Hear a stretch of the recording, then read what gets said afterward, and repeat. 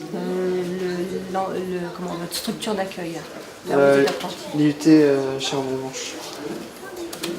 Vous êtes convaincu, vous allez poser votre candidature? Je pense que oui, je vais la poser. C'est justement la fabrication, les différents nouveaux procédés qui m'intéressent et ça correspond à... Jusqu'à présent, quel est votre niveau d'études? Donc là, je suis en train de préparer un BTS CPI donc, à Colmar, conception de produits industriels. Nous recrutons des élèves qui ont un DUT ou un BTS. Donc nous sommes sur une plateforme commune de l'Institut Mines Télécom qui regroupe pour les formations qui leur sont dédiées, notamment par apprentissage. Donc nous avons eu l'année dernière 250 dossiers pour recruter 20 étudiants et 20 apprentis. Et le logiciel, il va carrément appeler le moteur dans un catalogue, il va l'appeler, et il va l'autogénérer et l'implémenter dans le système. Et du coup, on n'a même pas besoin de choisir les moteurs, tout va être fait automatiquement. Ah oui, tout à fait. Donc ce matin, on a vu plusieurs élèves qui ont fait la visite, étaient très motivés.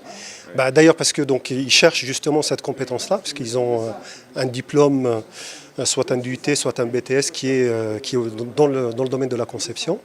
Et donc voilà, c'est ce qu'ils recherchent. Ouais. Et on va mesurer tout ce qui est par exemple effort, température, donc contraintes, vibrations, émissions acoustiques. Tous les paramètres qui vont nous permettre de contrôler le process. La spécialité donc ingénieur de la conception qui vise à concevoir des produits avec les méthodes numériques, notamment dans tous ces logiciels de CAO. Donc nous on utilise principalement CATIA d'Assault Systèmes, les aspects de simulation numérique avec notamment l'optimisation topologique, le logiciel OptiStruct. Et puis Saint-Dié est un des pôles leaders en fabrication additive, on a l'ensemble des technologies et donc c'est aussi les technologies qui intéressent maintenant. On voit de plus en plus de stages et aussi d'offres d'emploi avec ces technologies. Donc on a de bons espoirs pour les années qui suivent pour le placement de nos élèves. Vous coachez vos étudiants pour leur vie professionnelle en France, mais il y en a aussi qui vont travailler à l'étranger.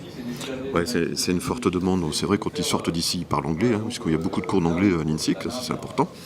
Et puis il y en a qui partent, alors classiquement au Luxembourg, en Allemagne, évidemment, qui est très attractive, mais aussi la Suisse, l'Italie du Nord, un peu la Belgique. Et là, on a un élève, par exemple, qui va partir faire un stage déjà en Argentine. Alors, donc c'est lui qui a trouvé, il a monté son dossier, son plan de financement, en Argentine. On en a un autre au Danemark, aux États-Unis aussi, très attractif, les États-Unis. Voilà, on en a eu en Chine aussi, c'est un peu moins évident la Chine, voilà. Mais ils veulent partir à l'étranger. En moyenne 10% d'une promotion part à l'étranger en stage. Voilà, donc c'est plutôt positif.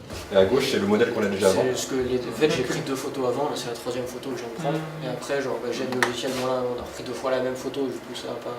Donc on a des anciens élèves qui travaillent bien sûr dans tout ce qui est transport, automobile, aéronautique. Ou même le ferroviaire, et puis mécanique, ça peut être aussi bien le machiniste agricole, par exemple chez Kuhn ou chez John Deere. Et puis ensuite, 50% de nos élèves travaillent sur des secteurs très variés, ça peut être l'ameublement, ça peut être l'électroménager. Tous les ans, on a des stages dans le groupe Tefalsep, par exemple.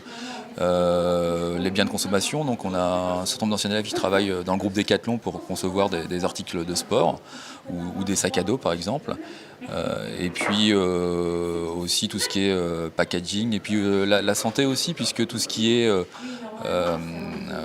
prothèse ou orthèse, où maintenant on vient reconstruire les surfaces à partir par exemple de radios de rayons X pour concevoir des prothèses qui vont être adaptées à la morphologie des patients.